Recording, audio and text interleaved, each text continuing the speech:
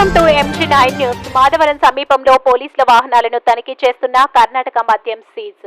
కర్నూలు జిల్లా మంత్రాలయ మండలం మాధవరం సమీపంలో పోలీసులు వాహనాలు తనిఖీ చేస్తున్న సమయంలో దాదాపుగా 25 కర్ణాటక మద్యం బాక్సులను పట్టుకున్న పోలీసులు కర్ణాటకలోని గిల్కే సుగూరు క్యాంపు నుంచి ఆధోనికి బొలెరో వాహనం దాదాపుగా 1,50,000 విలువ చేసే 2,400 కర్ణాటక మద్యం టెట్రా ప్యాకెట్లు, ఒక బొలెరో వాహనం స్వాధీనం చేసుకుని ఆధోనికి చెందిన బందే ఆలీ అనే వ్యక్తి అరెస్ట్ చేసి కేసు నమోదు చేశారు పోలీసులు. MG9 న్యూస్ తో మంత్రాలయం ఇన్ఛార్జ్ తిమ్మారెడ్డి.